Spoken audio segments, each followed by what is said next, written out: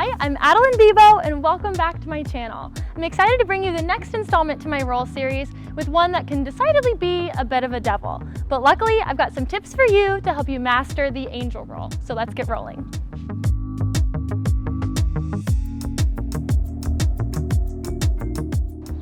As with any roll, we're going to begin by talking about what your body should be doing.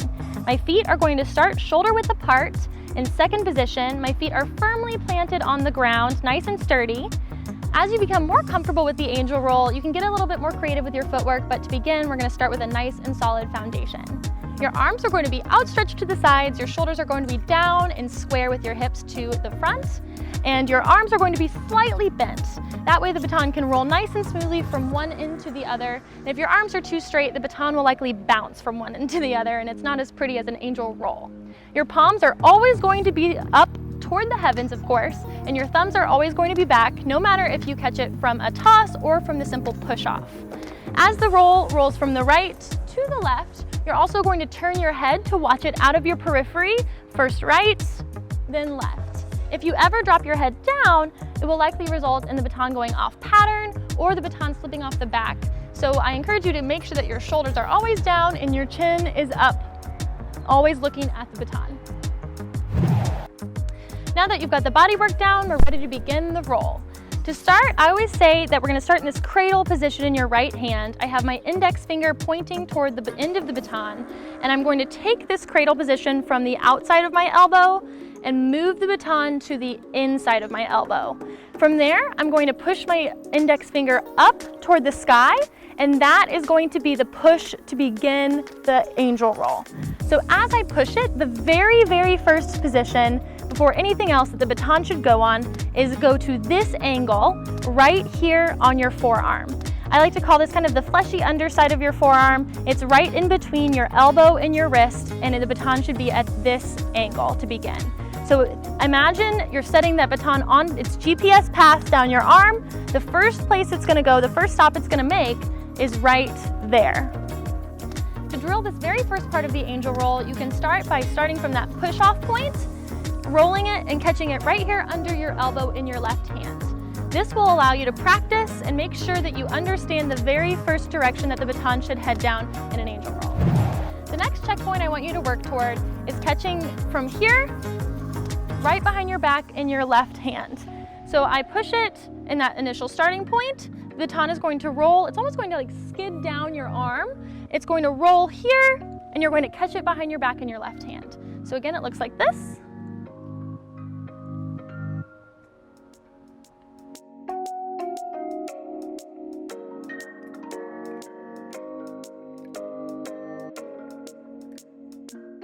The last checkpoint for the first half of the angel roll that you should drill is going from the push-off point to blind. So you're going to catch it right here over your left shoulder and your left hand, and this will allow you to simulate that push across the very middle of your back.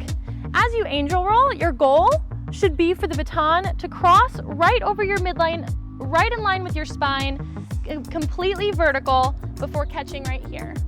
So when you push it, give it enough push and enough momentum to make it all the way across to your left shoulder and go vertical right in line with your spine.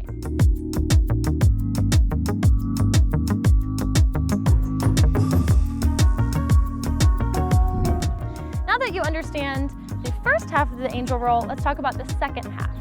After the baton comes vertical, right in line with your spine, it's going to continue rolling down your left arm. It's going to come down in front of your bicep. Like I said, in the first half, it's kind of going to skid a little bit, and it's going to come across your forearm this direction before going into your hand.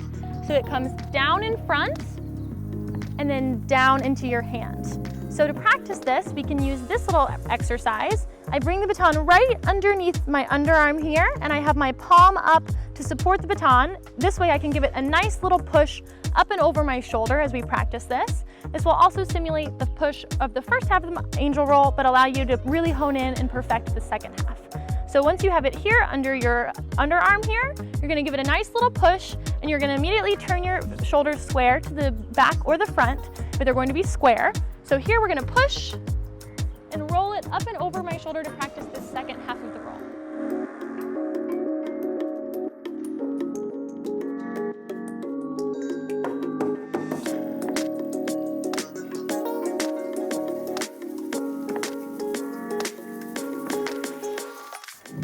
When it comes time to put it all together, this is where things usually get a little bit tricky. It's no different for the angel roll.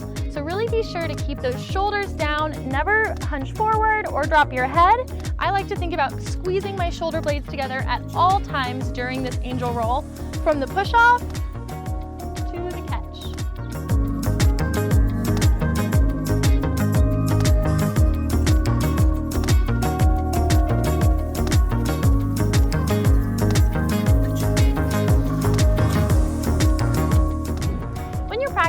It's important to keep in mind that you don't want an angle that's too steep on your angel roll. If it's too steep, it's kind of like it's going to go plummeting down the mountain because of gravity, and it will usually be too fast for you to control. It's kind of like that. In contrast, your arms can also be a little too flat, or your right arm could be a little bit too low, resulting the baton to have to fight gravity in order to get from one side to the other. So that slight angle with that right arm just ever so slightly above your right shoulder, your left arm ever so slightly below, all in line from one to the other is the key to success.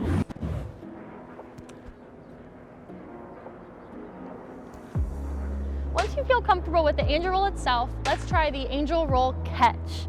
The angel roll catch is very similar and in a lot of ways is no different than a normal angel roll, except how you receive it and how you set up the toss itself.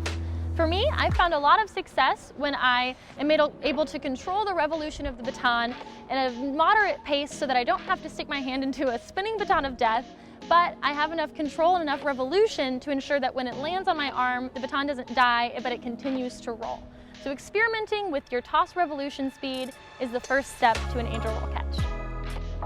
Once you've practiced the toss and you feel like you're at a comfortable revolution speed to stick your arm in to receive the angel roll catch, keep in mind what we talked about at the very, very beginning.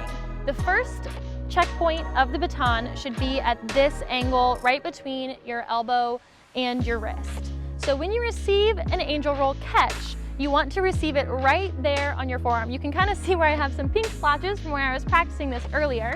That's normal because that's right where the baton is going to begin the roll.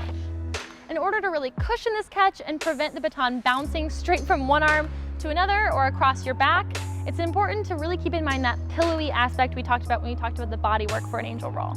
So as the baton comes down, I have my arm outstretched. I'm going to extend it. As I receive the baton, I'm going to cushion my elbow ever so slightly just to make sure that I encourage the baton to continue rolling and I don't stop it or jolt the baton so it ricochets. Really softening your elbow, giving it a soft landing spot will allow it to roll nice and smoothly from one side to the other. For me, success in an angel roll catch really came through drilling and finding out exactly what baton speed was right for me, what angle I was most comfortable receiving the baton from, but also the baton placement. As I toss for an angel roll catch, I like to make sure the baton is at least wrist distance out from my body. If it's too close, obviously I'm going to want to crunch in and that's not going to give the baton the right landing space. And if it's too far away, my arm will usually be too straight and it will ricochet, or I simply won't be able to reach to get up and under the baton. So I like to have it at this about wrist distance so that I know that I can simply take at least a half step into the baton and really come underneath it as it rolls across. In my opinion, the easiest toss to practice these angel roll catches with initially is just an open hand release. This allows me to better control the revolution so I know it's not too fast coming off of a thumb flip, but it's also right at about arm's distance when I release it. So by releasing it straight up from this arm distance, I can ensure that it's right where I want it.